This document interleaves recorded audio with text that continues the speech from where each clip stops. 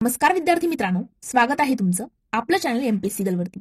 तर मित्रांनो, तुम्ही देखील आता ग्रॅज्युएशनच्या लास्ट इयरला असाल किंवा मग तुमचं ग्रॅज्युएशन वगैरे कंप्लीट झालेलं आहे आणि आता तुम्ही ठरवलंय की आपल्याला एमपीएससीच्या मार्फत येणारी कंबाईन एक्झाम म्हणजे ग्रुप बी एक्झाम द्यायची आणि त्यातून एखादी पोस्ट आपल्याला घ्यायची आहे.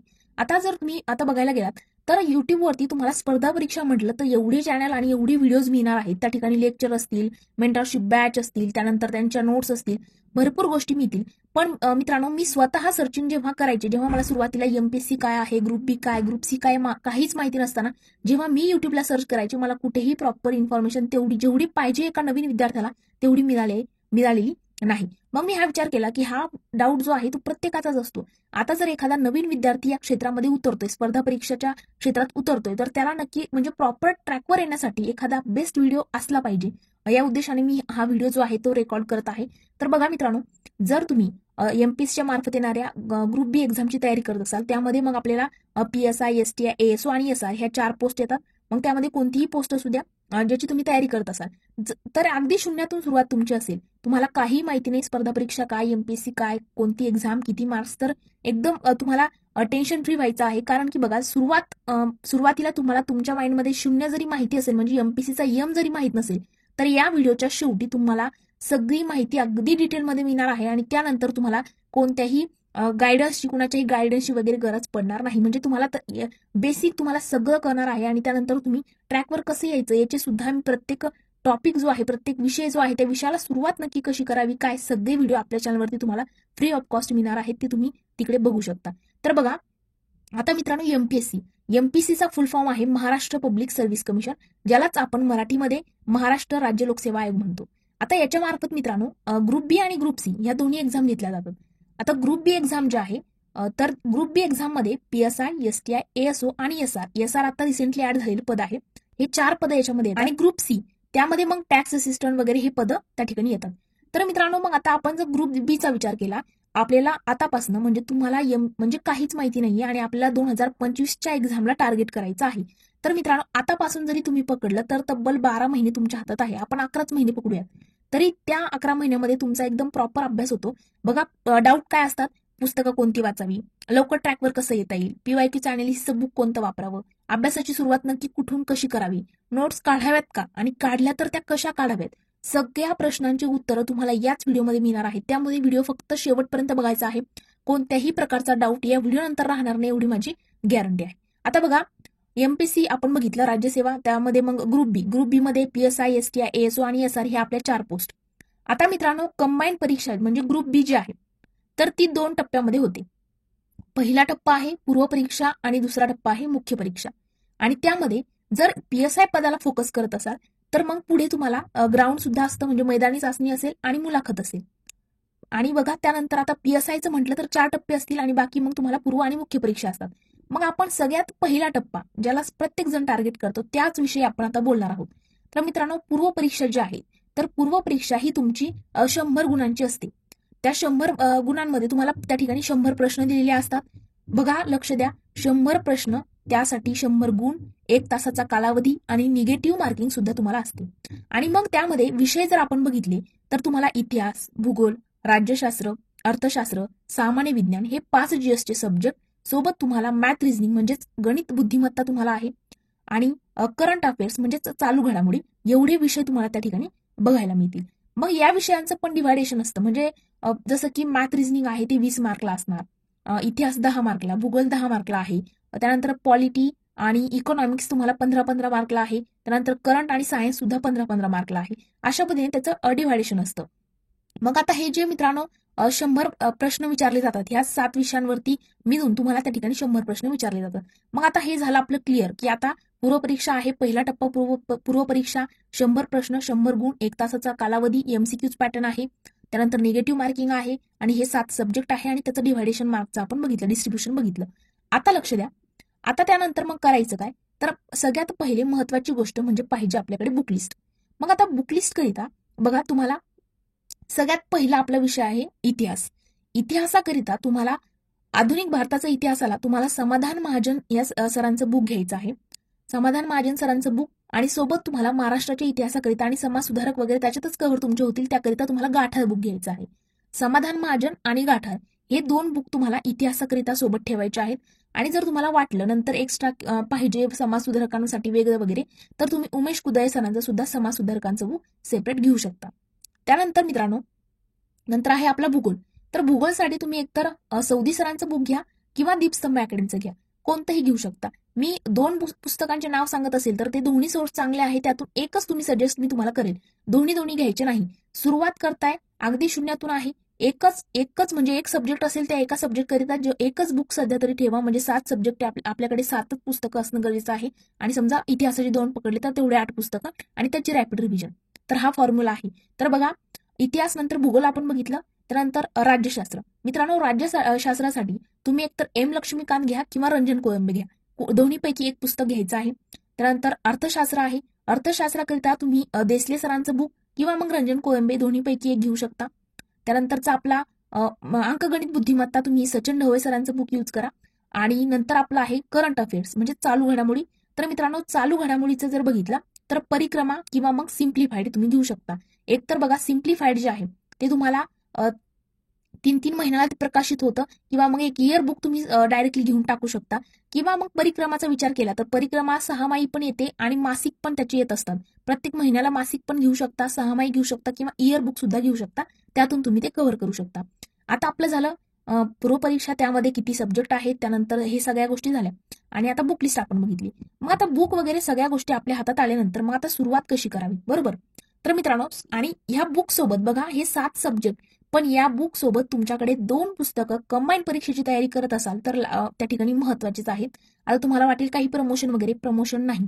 बघा, कंबाईनची तयारी करत असाल तर तुमच्याकडे कंबाईन पीवायक्यू अनालिसिसचं आप्पा हातनुरे सर यांचं बुक जे आहे ते असणं गरजेचं आहे. आणि सोबतच तुमच्याकडे 21,000 प्रश्न संच सुद्धा असणं गरजेचं आहे. तर मित्रांनो, लोकसेवा अकॅडमीचा जो काही लोकसेवा पब्लिकेशनचा तुम्हाला तुमच्याकडे 21,000 प्रश्नसंच आणि कंबाईन पीवायक्यू अनालिसिसचं बुक तुमच्याकडे असणं गरजेचं आहे. त्या बुकची खूप रिव्हिजन तुम्ही दिली तरी तुमचे 30 ते 35 प्रश्न इझिली त्या ठिकाणी सॉल्व्ह होतात. तर मग काही जण म्हणतात फक्त तेच बुक करू का ठोकायसारखं, तर असं जमणार नाही. अगोदर तुम्ही संदर्भ ग्रंथ सुद्धा घ्या.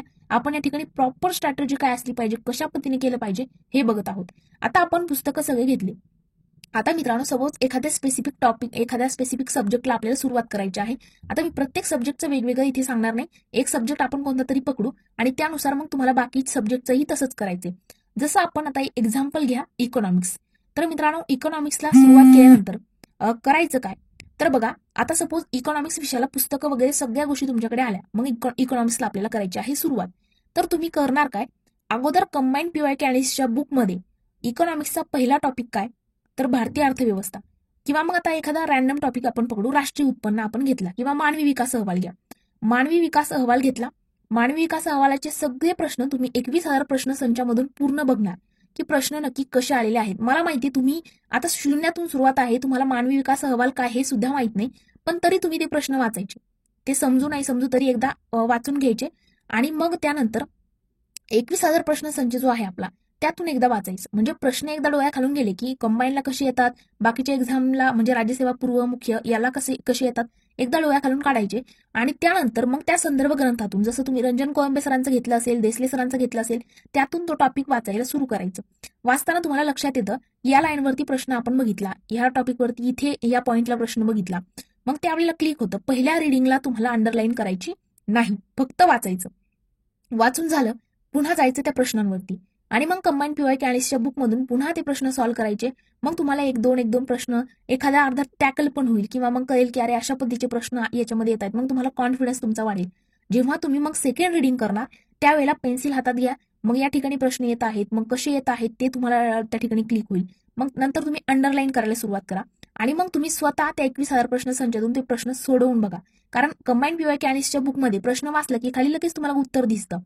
तर 21,000 प्रश्न संच साईडलाच ठेवायचा.